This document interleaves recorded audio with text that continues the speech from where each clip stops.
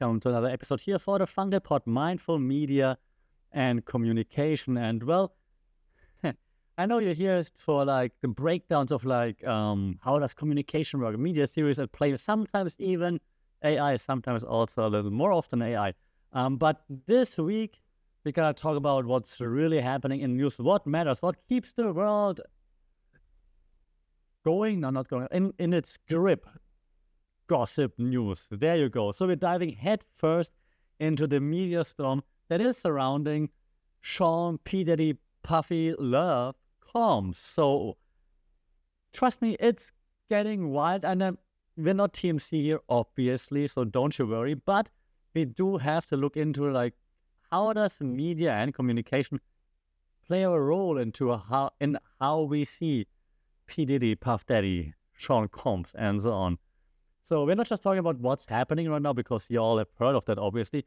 We're going to break down how is it being talked about, why is it resonating, why are we talking about it, and you know how we roll by now. We look at media narratives, how media narratives are being shaped using some of the bigger, but also even lesser known media and communication theories. And I mean, kind of funny that the man who once rapped, "Can't nobody hold me down," oh no, he might not keep on moving because he's facing some serious headlines, issues, and the allegations, let's be honest, are kind of putting that to the test if nobody will be able to hold him down. So let's jump right into it, and I'll start with a theory that you are hopefully familiar with because you listened to the podcast before. If you did not, don't you worry, I got you covered. But hey, subscribe right now so that you don't miss any future theories, right? And it's good to repeat a few that we know so that we will always remember us this way, different artists, so that we always remember what those theories are about and how they are being applied in the real world. And the first theory I throw at you right now is the agenda setting theory, okay? And it's the most obvious one, I think, because we know the media loves a scandal. We talked about this to a great extent before, right? We know that like scandals, they lead to clicks and so on. And if it involves high-profile celebrities, even more so, of course. So the P. Diddy saga has been dominating the headlines for what feels for eternity, right? And it's pretty fascinating how specific details are being like highlighted to me, like to frame the story. And this brings me to this theory, the agenda setting theory, right? The media can tell you what to think, but they sure as hell can tell you what to think about. And it's P. Diddy because, hey, try to not hear P. Diddy for 24 hours. You will, it's impossible. Everyone's talking P. Diddy. Podcasts like this are talking about P. Diddy. Comedians are referencing P. Diddy. It's in the actual news. P. Diddy. It's on Rumble. P. Diddy is everywhere, right? So, and even if you're not trying, right, just going about your day, the details keep popping up, right? The abuse allegations, of course, the freak-offs that we hear now everywhere, car explosions. Yeah, these are the highlights that headlines focus on. And why? Well, because they're sensational, shocking, and the easiest way to grab attention, right? It's like the press taking a cue from "It's all about the Benjamins, baby," because just focus on what will grab the most attention, and boom, profit. And that's the thing, right? Most of us not really going past the headlines. You all know about Diddy. You've heard what happens, kinda, because you've all seen the headlines. Yeah, we'll scroll, see the words Diddy, scandal, whatever accusations else are out there, and make up our minds about the entire story. That's the power of agenda setting. And by no means am I saying what you hear isn't true. I'm just saying that's how agenda setting works. Okay? Funny? Not funny. Fact? No outlet trying to protect Diddy. Usually you see like there are two sides to the story, right? Capitol gets stormed. There are bad people on both sides. There seems to be only one of those sides right now. Second theory I'm going to throw at you. I'm going to slow down a little bit because We haven't talked about this theory as much as about the agenda settings theory, but we did mention it a few times before. If you missed it, one more time, subscribe. Make sure you don't miss any further theories, because that's where you learn how the media works, how the media is trying to control you. I should have used my Alex Jones voice for that. The media. 5G. Sorry. We're talking about Diddy, not Alex Jones. Alex Jones special coming up at some point. But let's stick with Diddy. That sounds weird. Let's stick with Diddy. Let's focus on Diddy.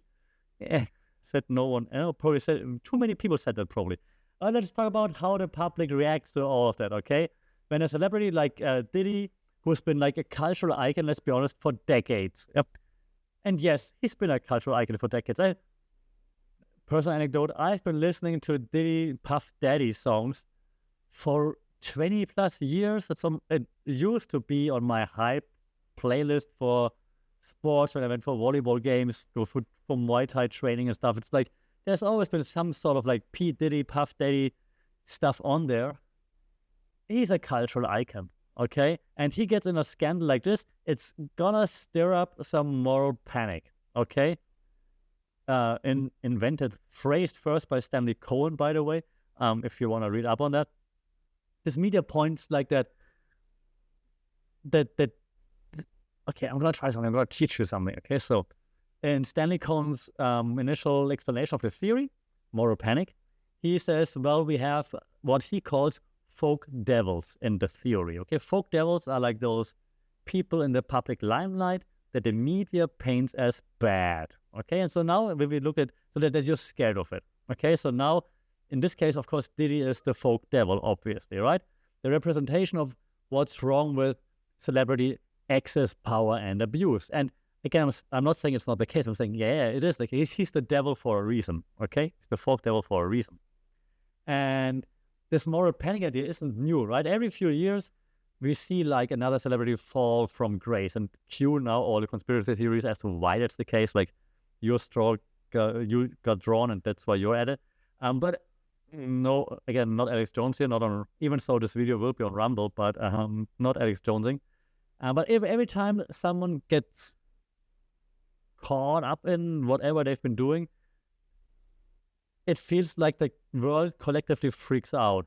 And Diddy with this now, and yeah, making this clear, incredibly disturbing allegation, of course, becomes the embodiment of that fear right now, which is understandable. But the narrative becomes, look at what happens when celebrities have too much power, when they're untouchable. And while that is the case, that is terrible, the media then pushes the panic, and we, as the public, feed into it.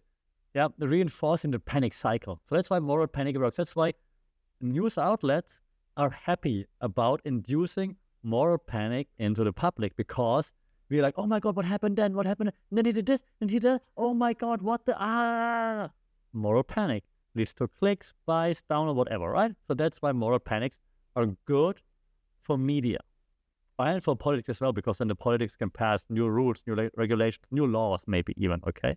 That's why moral panics work for the media and for the government.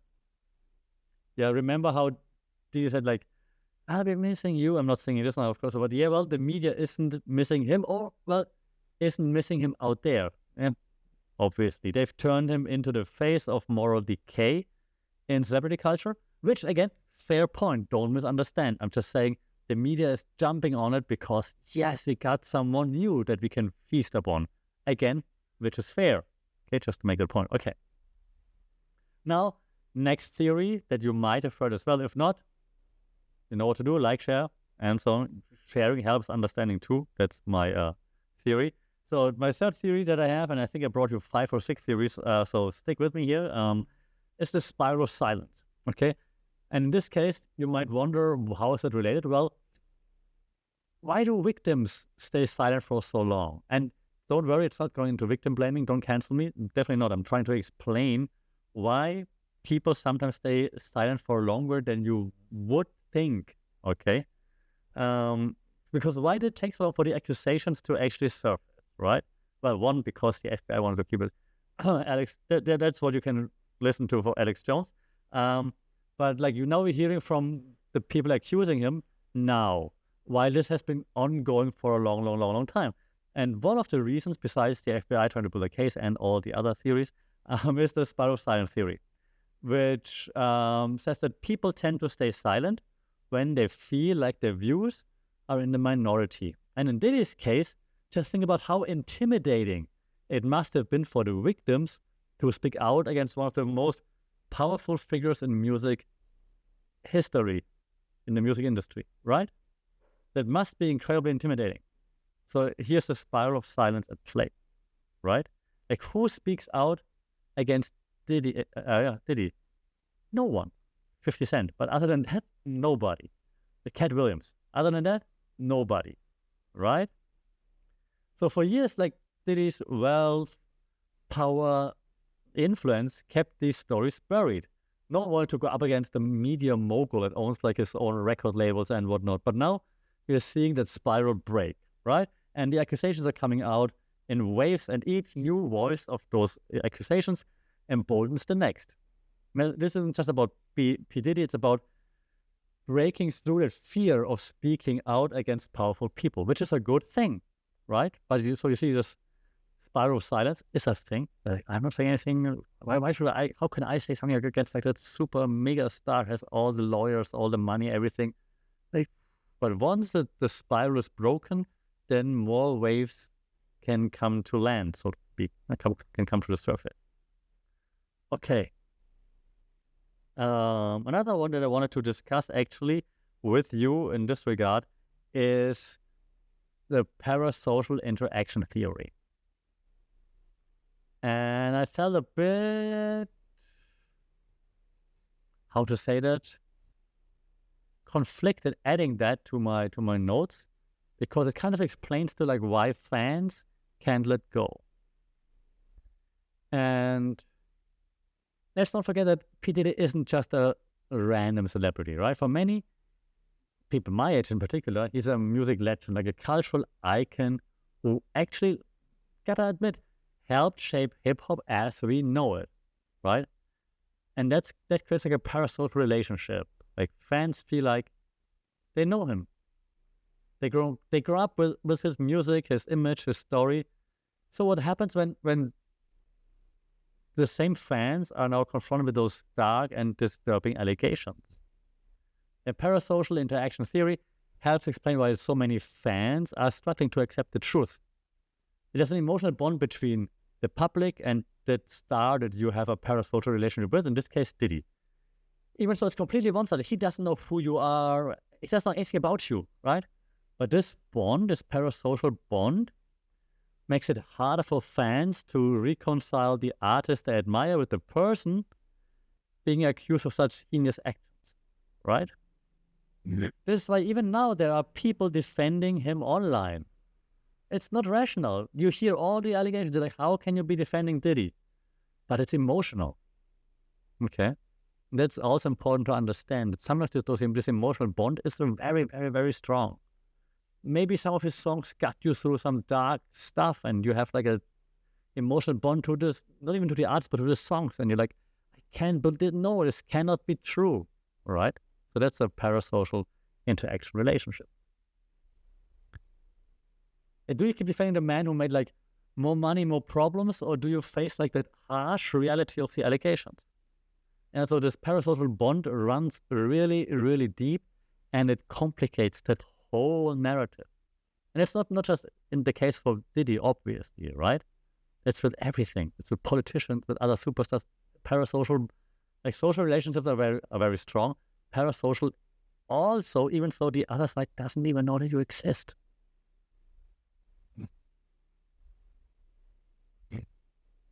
I have all those Diddy songs in my head, especially also the non-Diddy songs that reference Diddy songs, like Wake Up in the Morning Feeling Like P. Diddy. What was that about, actually? Let's move on before we go too deep. No, not saying it. So, number 5, social learning theory. Okay. Why? Because, well, it explains a little bit that the impact of celebrity behavior, I think.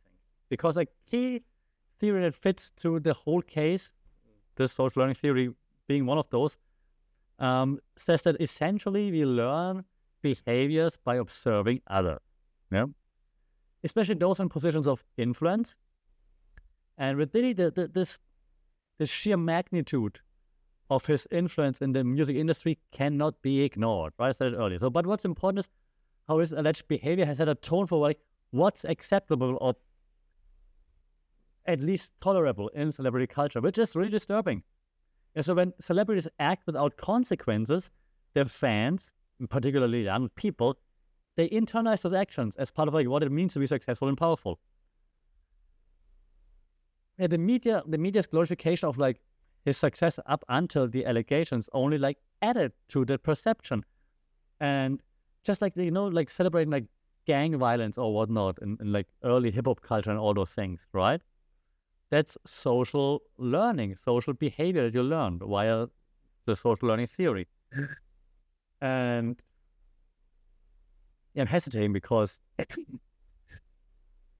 it's everywhere. It's not just Diddy, right? And the fallout right now is obviously necessary. It's a reminder of the impact that his behavior has had on normalizing those certain power dynamics and the behavior that comes with it. And I mean, it didn't only abuse, but then when groomed, of course, just disturbing AF. But then, of course, others would also learn from him, like other celebrities that would hang around, spend time with Diddy in those settings would and also learn from that and think that's normal. I'm famous now, I can behave like that. And oh my God, this is disturbing. Yeah, social learning is a thing. So be the change you want to see, set standards, okay? Do better. Every time you have the option to do better, okay? It's cliche, but you're the change. You're the role model for others. Keep that in mind. All right, I have one more before I'm getting really disturbed, which is the cultivation theory. We talked about it many times as well, but it fits quite well here again.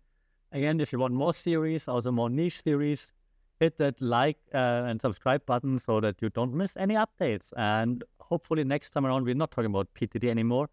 Talk about another celebrity. No. Pardon me, now you hear I'm still coughing.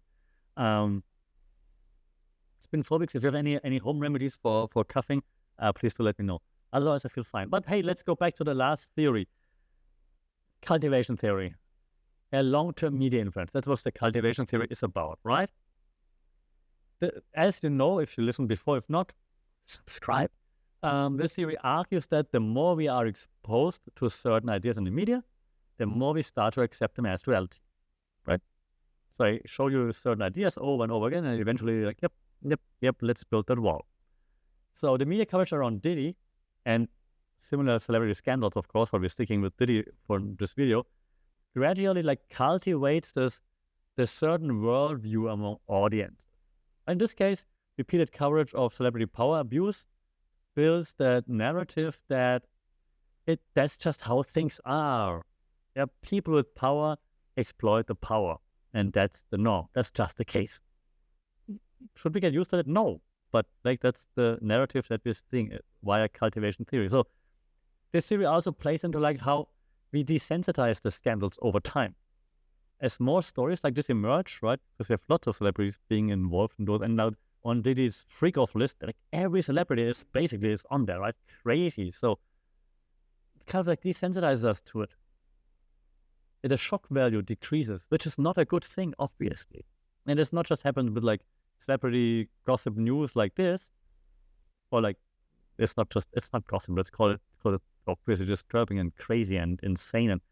But it's not just with news like that, it's also like war coverage, for example, right? Famine, anything.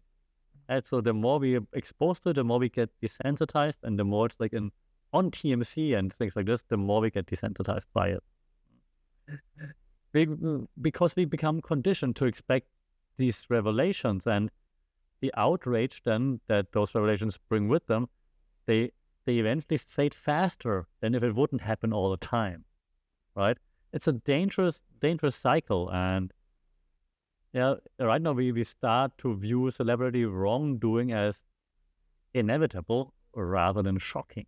And that's also because we're cultivated by the media to it. I'm not saying the media wants this to happen, but the media certainly is happy to have something to report, but the media doesn't say, hey, this is good. They're happy to report on it, and we're clicking it, and we're viewing it, and we're watching it, and we're talking about it. But the more we watch, talk, share it, the more we're getting desensitized, the faster our attention moves away, and the more of those events, situations might take place. I don't know. You see what I'm saying, though, right? Desensitization, that's a tough word for a German. Too many S's in there. Is a thing, and we need to actively make sure that we're not getting desensitized too much, be it by Diddy news, be it by war coverage, be it by whatever. Okay, that is very important. Okay, before we're getting like too numb and mellow from all the sad stuff, let's conclude and end it in a second. Because at the end of the day, this whole saga isn't just about Diddy. It's also about Beyoncé, JCF. It's about how the media builds celebrities up, and when time comes, then tears them down. And one more time, he deserves everything that's coming at him. No doubt about it. Sorry, one more time. No doubt about it, right? I'm trying to keep the cough in. So communication theories like agenda setting, moral panic, spiral silence, and even social learning all play into how we're consuming the story.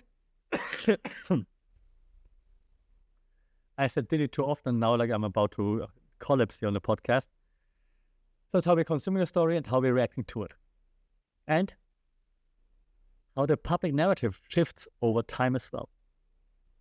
So this case will continue for a long time, and as it continues to unfold, I keep an eye on like how the media is framing the story, what details are being highlighted, and how that affects public opinion.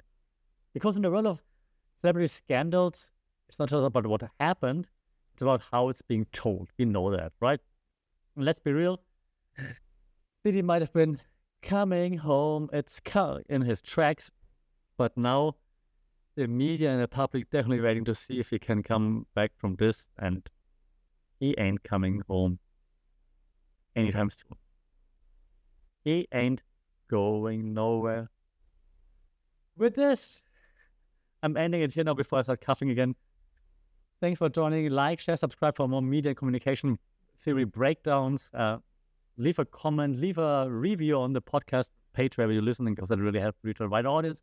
Until then, stay safe, stay away from freakouts, take care, and we talk soon. Sawadee.